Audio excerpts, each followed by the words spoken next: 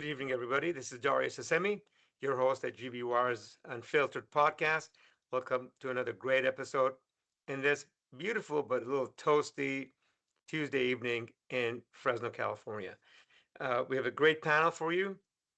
Dr. Eimear O'Brien returns, former Clovis Unified Superintendent and candidate for Fresno County Office of Ed Superintendent. I hope I said that right.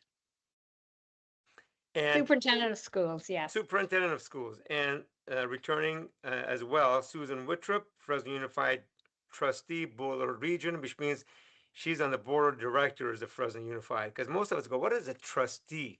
Do we trust them with stuff? Yeah, we trust them with over $2 billion of our, taxpayer money.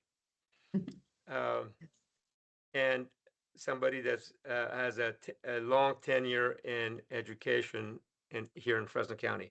But before we bring these two, actually you can stay on if you want and enjoy the international stuff we're going to talk about here briefly. We'll start with the weather. Local weather, hot and hot again. But look at that fantastic weekend in the 90s and the low 60s at night. Going to be fantastic. We can enjoy it. It's going to heat up again next week. But we have an awesome weekend. Have gas prices inflated by the Iran war? Have gas prices inflated by the Iran war caused you to rethink summer vacation travels? Sounds like not, and they're coming down aggressively. Of course, this poll has been on for a couple of weeks. We're going to probably take it off because gas is down about 80 cents from a few weeks back. President Trump says California Democrats are trying to steal the state's primary elections. How do you rate his claim? This is a total Pinocchio. Although, those of you that watch Fareed Zakaria, we don't have it on. We have the other one. But those of you that watch Fareed Zakaria, he had a full episode, a full 5 minutes on California and California's fiscal challenges run by Democrats. Amount of money was spent per pupil per person on education. The amount of money was spent per person on all kinds of services has significantly increased over the last 10 to 15 years with worse results. So it's not just the money. A lot more money is being spent. Results are not as good. We'll have more of that for you next week, but stay tuned. Let's put up slide 12. This is another one of Fareed Zakaria's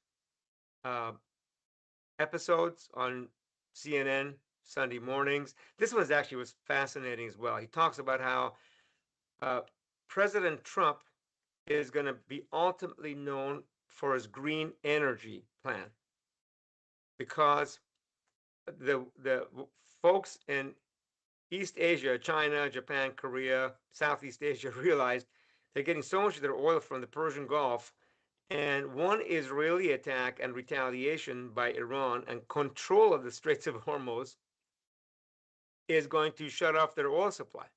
So they're switching over to renewable energies, mainly solar, aggressively. So becoming less dependent on fossil fuels, thanks to the war by President Trump and Prime Minister Netanyahu.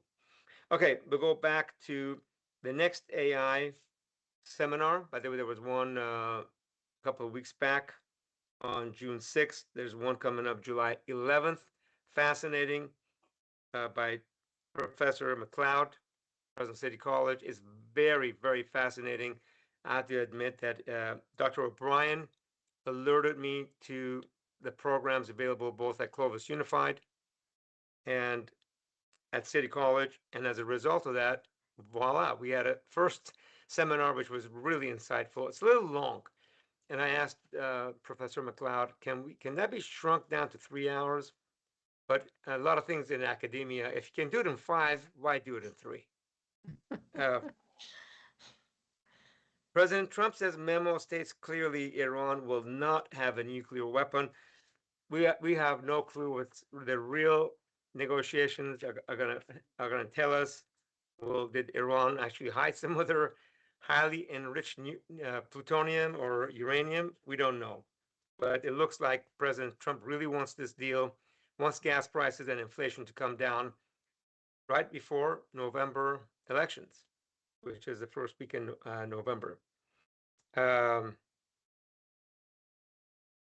Okay, we have a couple of comments. When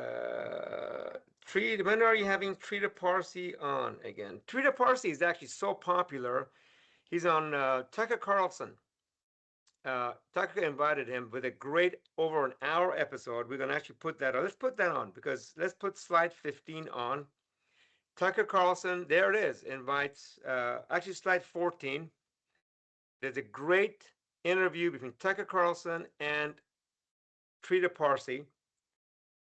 They explain what happened in the Middle East, how it happened, and why people are trying to undermine. The pro-war group is trying to undermine Trita Parsi. Tucker unveils all of it. I wish we could get Trita back on the show, but he's too busy on CNN and CNBC and Fox. I don't know if he's been on Fox or not, but for sure on Tucker Carlson. And let's put up slide 15. This is from his social media site and his Substack. Trita Parsi, lots of insights, lots of great insights on Iran war. I know he's not popular among some of the Iranian diaspora that really want the Shah of Iran, the Reza Pahlavi to have taken over. There was a CIA operative that talked about some of the stuff that he did to his family, to his brother's wife, which I want to make sure we have verified before we air that on here. But stay tuned. We're going to have a whole episode on Israel, Gaza, Iran, Middle East, wars, and President Trump trying to negotiate peace in that part of the world. So stay tuned. That's coming up over the next couple of weeks. PT, Nuri, MD, MBA, or whatever your name is. Stay tuned. You can have all kinds of opportunities to ask. Well, you may have an opportunity, but you have an opportunity to listen to that show coming up. Okay, let's go back on. Oil prices fell 5% to a 3-month low.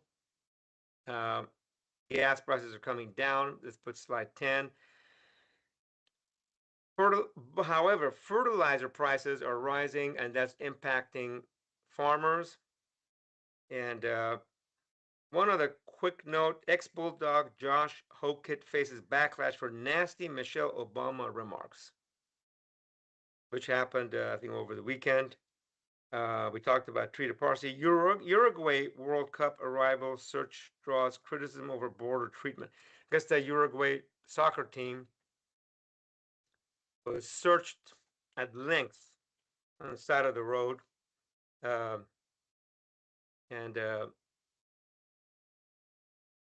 eventually, I think, let through. More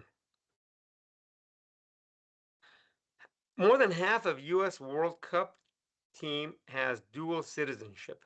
It's very interesting, which means that they're either not born here in the United States or they're citizens of another country as well. The countries that shaped the U.S. World Cup squad.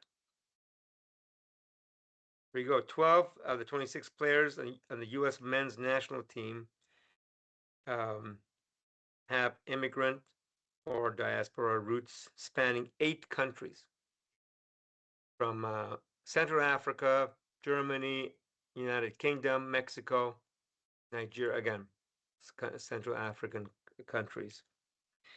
And now, let's bring our guests back. Oh, slide 20, Iran, New Zealand, very highly watched soccer match.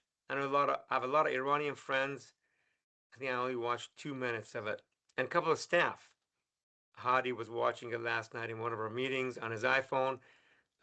There it is, 2-2 draw, Iran and New Zealand.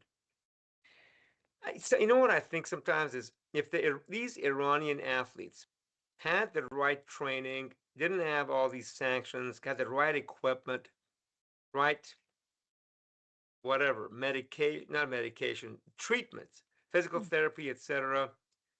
Gosh, Iran could be a superstar in the world soccer arena. Uh, Nexstar CEO warns big tech dominance threatens future of local television news. Great article. Take a look at it. We had one more item that we didn't put up tonight. New home starts down substantially, May over April. Like I want to say it's like almost 15%, 15% less starts, which means less supply of new homes nationwide. Okay, with that, let me bring back our special guest tonight, Dr. O'Brien and Susan Wittrup. Dr. O'Brien, collaborative leader. Let's put up Dr. O'Brien's website. 40 years in education, 20 years teaching, 20 years as a respected leader, former superintendent of Clovis Unified. And then let's go to slide 24. So the folks that have made it into the runoff, Dr. O'Brien and Dr. Kofer. Dr. Alvarado did not make it to the runoff. So the November election is going to be between Dr. Kofer and Dr. O'Brien. We did invite Dr. Kofer tonight. She did get invited, but she did not return the call or to Paul, or we're just not available to come on the show. Dr. O'Brien, thank you for being available. And Susan Wittrup, thank you for being available and returning. Let me start by asking Dr. O'Brien. I'm just going to call you Eimear. And we probably can put the slides away, so it's just the three of us on the screen. Why do you think voters voted for you and Michelle, or just voted for you over Johnny? Well, I think that, first of all, thank you for having me on. It's a great opportunity to talk about the election. While we haven't analyzed all the data yet, we're looking forward to getting that. But there's no doubt that between my just about 30% and Johnny's 27%, that 57% of our voters were voting for change. There was a commonality between myself and Dr. Alvarado, and that was that we both felt a dissatisfaction with the status quo, with how things are progressing at the county office and, by default throughout the county. And yeah, I was delighted that so many people agreed with us. And now, given that Dr. Alvarado is not in the race, it is my privilege to carry forth that quest for change to all of our voters. And one of my goals will be to meet with those who were supporting Dr. Alvarado to discuss, how I will continue to pursue change at the county office. And I'll talk a little bit more about that in a minute. Thank you for that. Now let's just put this, expand on the slide so we can see the numbers. There we go. 29.97. Well, that's statistically, it can be easily rounded up to 30%. I do agree with you, Dr. O'Brien. So you got almost 30% of the vote versus 27. Dr. Alvarado, and 42.7 could be rounded up to 43% for Dr. Kofer. But yeah, you add those two numbers, you're at 57%. 57% of the people, you're correct, wanted change. So let's bring Dr. O'Brien and Susan back. Okay, you're right. 57% of the folks go, we want change. Status quo is not acceptable enough. What do you think you have in common with the folks that voted? I'm not saying with Dr. Alvarado, but the folks that voted for Dr. Alvarado. I think that throughout the campaign, there was a common theme that I reiterated over and over. The concept that, and I used my hand a lot saying we're moving on like at this rate, we're going up at about 1% a year. And other districts and throughout the county, and actually, but throughout California are accelerating at a much higher rate.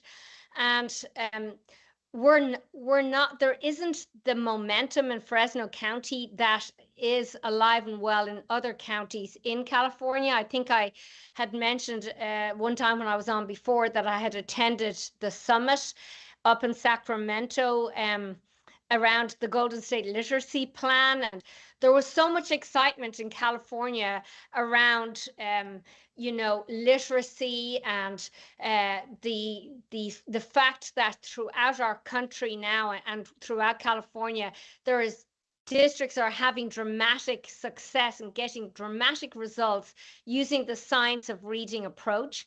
And the state, of course, as I mentioned, is investing a historic amount of money in literacy and early literacy. Not only are they investing in instructional materials and training for teachers in the field, but also they have a kind of a sister bill where teachers who are in the teacher preparation programs are equally going to be trained in the science of reading. So there's this huge momentum in California that is, I would say, closely to guaranteed to be successful. And I mean, I was looking today at our strategic plan for Fresno County, and the word literacy isn't in this document. Hold on a second. Hold on. Repeat that. The word literacy. The word literacy, early literacy, is not in this document. And I'll talk a little bit more about the strategic plan because I think it's very important. But I really feel what has separated me as I've gone through this whole process is that I have identified that we have a literacy crisis in Fresno County. I don't know how we could call it anything else, Darius. More than half of our kids in Fresno County are not reading on standard. And as I've mentioned before, it's affecting their ability to access math and science and a lot of the other really great programs we have, like, dual enrollment and CTE and other programs. And we know how to fix it, and there's money in the budget. And so I will say that if I get elected, I am going to approach this position differently. I had mentioned there was an article that came out of Stanford about 5 weeks ago. It was a landmark study from the SCALE project. And what they pointed out was that the role of the County Office of Education is being understood better now, and that they had underestimated how important the role of the county superintendent and their team is in helping to scale up successful practices within a county and then within the state. And the SCALE project at Stanford University is responsible for a lot of educational reform over the last 20 years in California. So it's a very reputable study. And I agree with them. I think we have to reimagine what the county superintendent does and can do. And when I look at this strategic plan, it's very broad in how it's worded. There are no clear goals, no clear quality indicators. And so as a community member or somebody who's interested in education in this county, I really don't know what we're trying to do or how we're going to measure it. Okay, I got two questions. A question for you and one for Susan. Do you think, is that something that Michelle Kofer, Dr. Kofer, had influence on putting that together?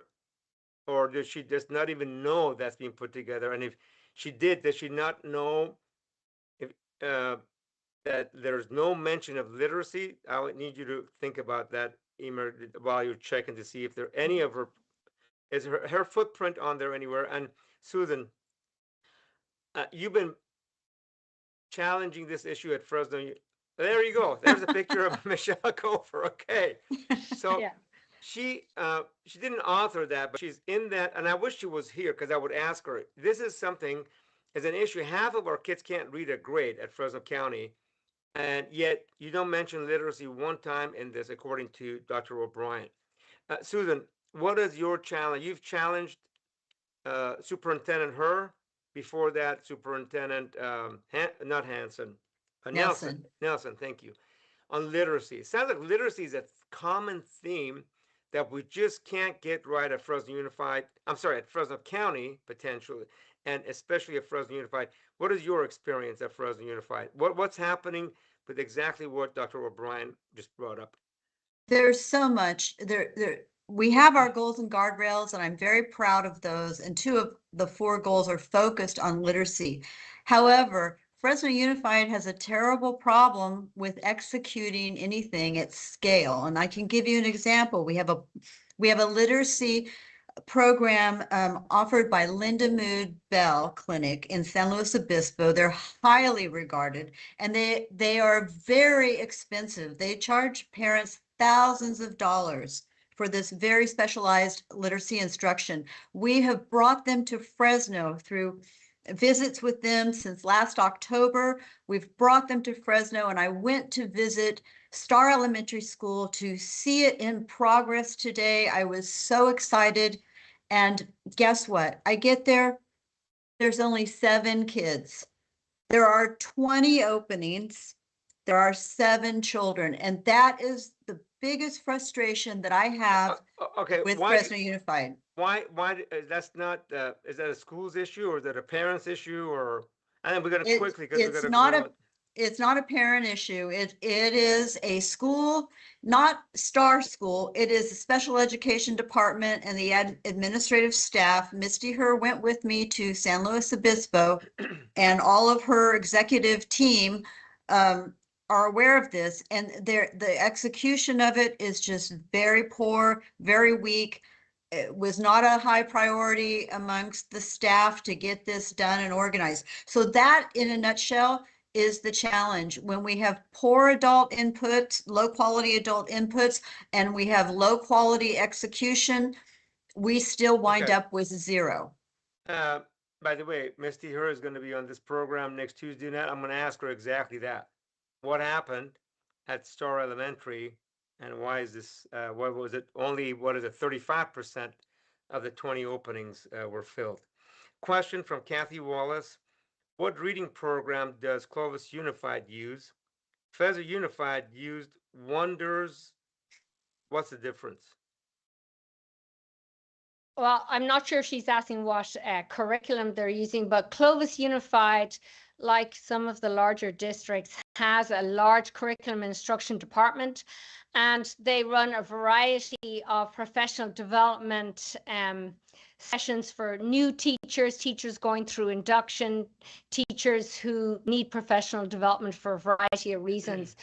And Clovis has always used they've never quite abandoned the phonics approach, so to speak, but they have used a kind of a hybrid of some of the newer methods, but not actually left behind the decoding, the phonemic, building phonemic awareness, then building on that phonics and the vocabulary development and fluency.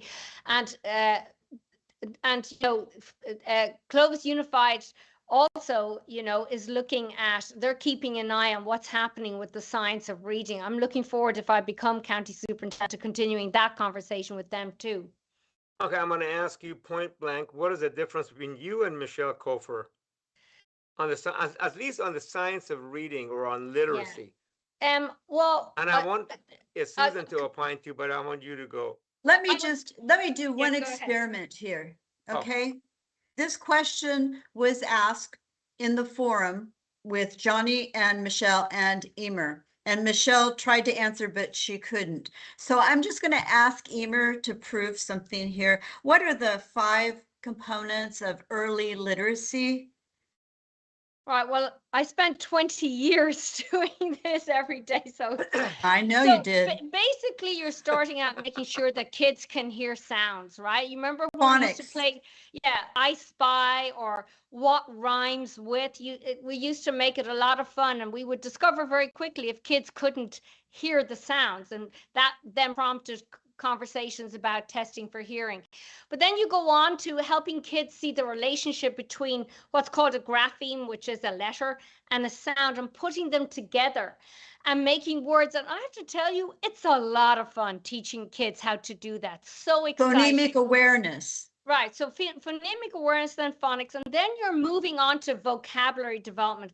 Kids start understanding that there's meanings that go with words, and they get excited about how to use those words and how those words make them feel. And they start learning about, multiple meaning words like let's say you take the word back, I'll be back, or I have a back, or I'll back you up. So it could be a noun or a verb. So it's so much fun. And simultaneously you're building fluency, because they have to move from being able to decode the words to speed and accuracy and automaticity. So that's what fluency is. And then ultimately you're building comprehension. And comprehension. Comprehension starts with, questioning, predicting, and then it moves up what we call the depth of knowledge, ultimately to critical thinking. So that's essentially what the science of reading is. It's not, what's the word? It's not rocket science, and it makes perfect sense. And here's the deal. It's so exciting. I loved teaching reading. You see how I come alive even talking about it? My kids were always reading. Yeah. And so it's been a source of frustration and disappointment to me that we have so many kids who aren't reading, because the science shows that 95% of kids can and will learn to read. It's a very small percentage of kids who have an actual learning disability, which can also be addressed. That's right. Yeah. And the other piece is having an intimate knowledge of reading instruction. And the other one is executing at scale. And this is where I think Eimear has the experience and the knowledge to do both. She understands reading instruction, and she knows how to execute at scale. Yeah, and Susan, thank you for recognizing that. I've said from the beginning that this race boils down to scale and accountability, because when you're a district superintendent, and don't forget, I am the only one who's actually been a district superintendent, you have to scale up to a huge district. Well, for me, what was a huge district? And accountability, where you're sitting down with a school board and they're identifying goals with you, and you have to go out to your team and make that all happen. And by the time you get back into that evaluation meeting the following year, you have scaled it up so that you get the results. And that's why I chose Eimear for results, because if we're not getting results, like I said before, it's just like, what are we doing? Like what I used to always say, we can have great, athletics programs and visual performing arts programs, but if our kids can't read, if they can't read, it's like building a house and you're putting, you're remodeling the kitchen, but the foundation isn't there. So it's all just going to start falling down. And if you ask me honestly, and I say this very respectfully, because I'm trying to be very professional in this race, but you asked me what the difference is between myself and Dr. Kofer. I am a lot more focused on the foundation than I am on remodeling. And when I look in this strategic plan, I see lots of things that I think it's not that they're not important, but we don't mention the foundation at all in the strategic plan. So in my mind, I find myself going, we're missing the point. And, even though as a county superintendent, you don't walk into a room and be accountable to a school board, but I know what it's like to hold yourself accountable. Even my board in Clovis, if you ever talk to them, they'll tell you, I used to tell them I want to be held accountable for more things than was even in my evaluation, because we owe it to our community. And so how I see myself developing a strategic plan is, I see myself going out in my car to each of our district superintendents and talking about, what are you trying to achieve in Kerman, in Selma, in Big Creek, and how can we as a county office help you achieve that? Put some goals down. What are the quality indicators we're going to use to measure ourselves in progressing towards those goals? When are we going to report out? And somebody asked me, why don't you have a 100-day plan on your website? And how I answered that best is, I could put together a stellar 100-day plan. It would look gorgeous. But that's It can't be Eimear's plan. I have to sit down and work with the others because we all have to buy into it. That's what leadership is about. And so, in my opinion, there's going to be 31 individual district plans that are a partnership with the county. We'll have to do the same with charter schools. And then I foresee that there's going to be a very large coordinated county response to literacy. I can't tell you right now exactly what it's going to look like because I am smart enough to know I don't have all the answers, because I'll be listening and I guarantee you I'll have some thoughts, and people will say, Eimear, I disagree with you, and I will listen to them when they disagree with me. I welcome disagreement and I welcome a good old banter over how to best fight for our kids. I love to do that, actually. So that's what I think it'll look like in a strategic plan moving forward. And I think that's what the Scale Initiative was about, is that we have to reimagine how our county offices are going to be working in the future. It's obvious you're very passionate about this plan of yours to involve folks, because you wouldn't let me get a word in the last 3 minutes. Susan Wittrup is also very passionate about that. By the way, that was a pretty smart test or question, Susan. And by the way, 100-day plan, I think that was on this program a few weeks back. One of the questions for you was, what is your 100-day plan? And I know some of the superintendents that I've talked to, they've come up with a 100-day plan, and I don't even know what that means. I think Fresno Unified came up with that as well here about a year ago. But it was, that's an interesting question, Susan. I remember that question was asked, and I can't remember exactly. We can go back to the records on who exactly said what, but it was only partially answered, and then she stopped. And here's the thing. I'm sure that Michelle is a very hard worker, and she's obviously very good at campaigning. And she's probably a very nice person. I don't know her.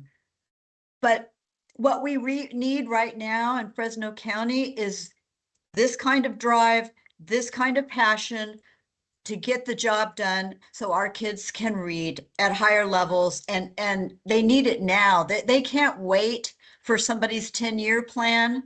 They can't wait for next year. It's right now.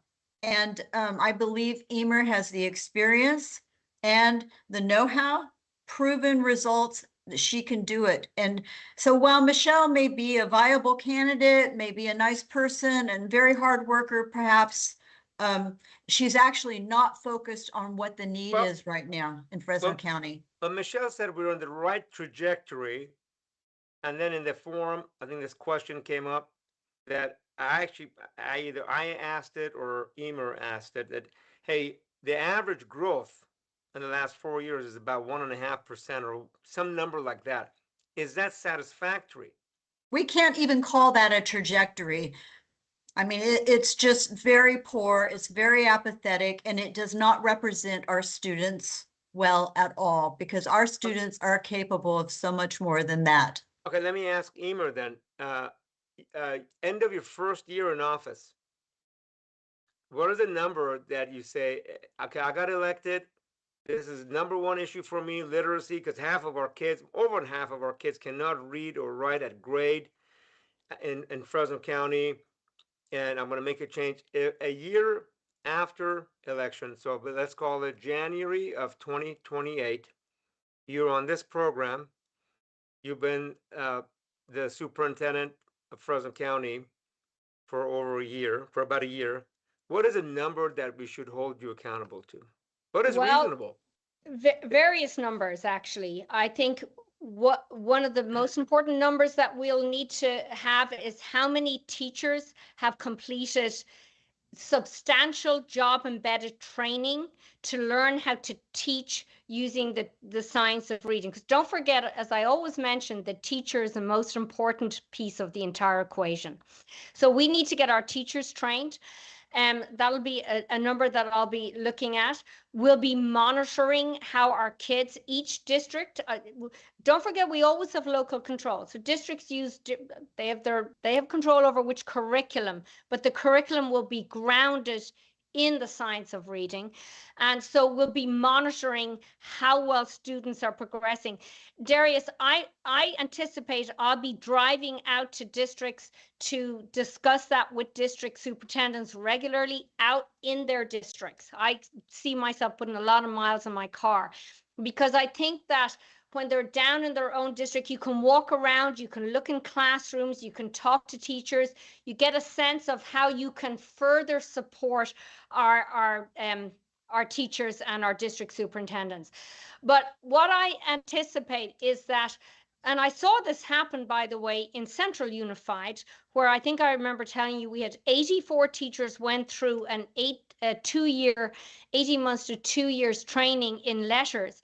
And I did an analysis. I was only there for 4 months, but at the last board meeting, and it's on the record somewhere, I presented to the board the letters trained teachers results versus the non-letters trained, and it was night and day in one short year. And if you look up testimonials from teachers around the state of California, in Hemet, in Compton, there's all sorts of districts, I can send them to you actually, where they say within 1 year they saw dramatic results. So I am not anticipating, obviously we're going to have to train teachers and then we're going to have to give them a chance to do it. But I really do anticipate that I'll be on here and I'll be playing a little bit of I told you so. I'm hoping to do that. Well, why do you think Michelle hasn't done that? Or has Michelle Cofer done that? Do you know?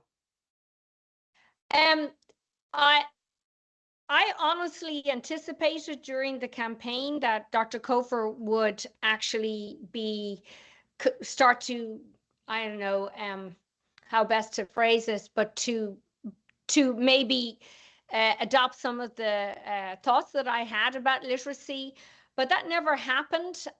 Do you know that the Golden State Literacy Plan, neither of my opponents during up to the election never mentioned at any meeting or debate about the Golden State Literacy Plan? Do you think Michelle will pick that up now and try to make that hers for the November election? Or have you coined it as this is the Eimear plan, and if you haven't done it, you can't just come in here and say you're going to do it. Matter of fact, let me ask that.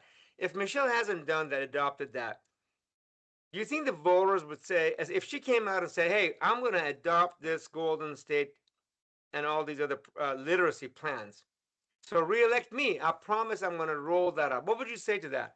If that's a question, I'll give you a little heads up on a debate that I'm going to host, that she may or may not show up. I guess maybe my question is, well, why did it take so long to actually act on that? Did it take being in an election to have somebody else who, like, I have literally beat the drum on this over the last 10 months, you guys, I've been talking about it a lot. And so I guess for me, just as a human being, when somebody comes into it with that kind of starting point, launch point, it doesn't inspire the same confidence in me, or to me. For you, it has to come from somewhere in you that you believe in it enough that you are going to have the passion and the energy and the dedication to see it through. And I just know that, and I've done that. Like, I've had initiatives in Clovis Unified that we've had to really dig deep and see it through. And to be honest with you, and I know this sounds, but when Superintendent Jim Uvino was the superintendent, there were a lot of innovative things that happened under his leadership. The CTEC, the CTEC school, Career Technical Educational High School, that opened, and we can talk about it later, but it was a very inspiring, innovative, and it had a huge impact, that opening that school. Secondly, he put All for Youth in place, which was, I saw that they've just signed up another 5-year contract for 140 million. I remember when we had to get, like, I think you had to go to the board of supervisors and get it moved from the Department of Behavioral Health. There was a whole thing. Okay. And then the third thing he did was he opened Kids Cafe. And, I know Channel 30 talks about it all the time, but it was a very innovative thing. And I still think it was a mistake to close it, but that's Who neither closed here nor it? Who closed it? Dr. Kofer did. And essentially, what she said is that they streamlined it, but there is a produce stand that opens once every other month for a couple of hours inside the County Office of Education. I've seen the menu. It's like a bag of lettuce is $1, a bag of Brussels sprouts is $2. The kids take cash. I don't know how that can be so much better than interacting with the community and learning how to deal with a credit card or all that. I think it was a shame that that was closed down. And don't forget, in education, it's not always about the bottom line. Dr. Kofer says she saved $5 million. And I'm being careful about how I say this, but we're not in the business of saving money. We're in the business of spending our money productively and wisely. And so, I recognize I'm not at the budget table, so I will qualify it by saying that. But I would have done everything in my power not to close something as totally innovative and as one parent said to me, it was such a joy for the community to see young adults with special needs, interacting and learning how to, even if they had color coded cloths, whatever. To me, it was a great thing. And Susan, do you have that program for special needs at Fresno Unified? Anything similar to? No, this was Jim Uvino's baby with the county. And I think what Eimear is saying too is he had a lot of original work that he brought to Fresno County that students were benefiting from. I don't know what work Michelle has done what she's brought. She hasn't really articulated that in any of the forums. Well, that's going to be a question. If she shows up at my forum, I'm going to be asking her that. Well, I Yeah. looked at the 24-25 annual education report. It's the update from the strategic plan. And I just printed out a couple of pages because I was studying it. This is the most up-to-date report we have. And, there's things that there we hired 375 new employees, or, they've got special education launched a vision performing arts program, which is good. They coached teachers through induction. But I'm going to be frank, I'm not, the word again, literacy isn't on here. And not saying that, but literacy is such a big problem in our county. And there's no articulatable, if that's a word, goals and quality indicators for us to know, okay, what were we trying to do and did we achieve it? I feel like I said, moving forward as a county, you brought up at one point, this is a well-paid position. And I feel we have to be very accountable to our community, what it is we're trying to do, how we're doing it, how we're measuring. Because, as Jerry Dyer says, the future of Fresno is dependent upon, an educated workforce. And right now, we've got kids who are missing out on a lot of opportunities. I agree with that. Actually, the future of Fresno Unified, future of City of Fresno is dependent on Fresno Unified. I've shared that many times on this program at the Fresno Unified Board of Trustees and with our mayor, because 68 or 70,000 kids are going through that system. Several thousand graduate. I don't know what the exact number is. 4,000, 5,000, 6,000 graduate every year. And if half of them cannot read or write at grade, and the Hispanic and the Black population, that's even substantially worse. Let's put up slide 30. And we've shared this on many times. Slide 30. There we go. There's the results by race. African Americans, worst performers on English and math. Hispanics right behind. And you can see the rest of the numbers yourself. So I just pulled up a post that Dr. Cover had put on her Dr. Cover for Kids. And, you know, it articulates from the year 2021 to the year 22-23, which actually was totally during Jim Yavino's tenure. And it talks about college going rates for African American students.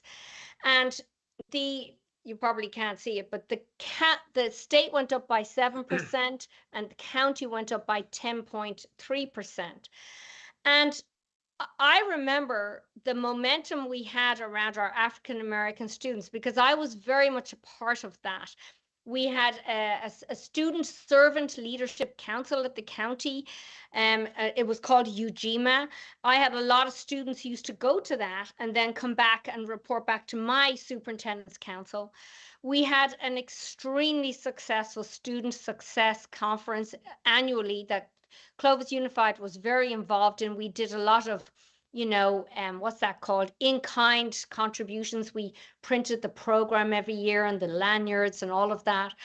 And I also remember there were a number of other leadership groups that were run at the county. I'm talking about specifically for our African American students. And when I look at these college going data, and I've actually tried to find, the state has kind of changed. Sometimes they can be funky, but they've changed what they've reported on since then. But this was dramatic change at the time, and these programs were all disbanded, all of them. Wow. The conference, the servant leadership program, there's something I would say considerably less impressive in place, or less impactful, I would say, in place. Honestly, I don't even know what they're doing. I've kind of lost track of it. But the power in focusing on students and providing those services. I know that in Clovis Unified, we had those conferences for all of our students, our African American, our Hispanic, our Hmong students, and anybody could attend. And those conferences and those programs are still going ahead. So these students were students that were attending either 2-year or 4-year colleges. They all went on to college, and it was a big focus at the time. And honestly, when I hear, because you've mentioned it several times, we've talked about our students of color especially in Fresno Unified. If I become the county superintendent, I become very excited with what we can do to help Fresno Unified and all of our districts. I foresee that Fresno Unified teachers are very they want their kids to be as successful as anybody else, and I really believe that with the right training, the right support, we could see Fresno Unified thrive. I really believe we could. Okay, Susan, any comments on that? Because we're going to wrap up, get your closing comments, and we're out of here. Susan, comments on that? No, not necessarily. Okay. I agree that Fresno Unified students could be thriving. There's no reason why that's not happening now. We just need the right execution and the right leadership. There's no other comments or questions on our feed. So Eimear, you get the closing comments with you, and Susan, you get the last word. Well, I'll just finish by kind of reiterating what I said. I think Fresno County has to reimagine the role of the county superintendent. The Stanford landmark study has their research is showing that is the way we need to move forward. I really do believe that I have the vision and the relationships with not only our district superintendents, but all of our community partners to be able to make this happen.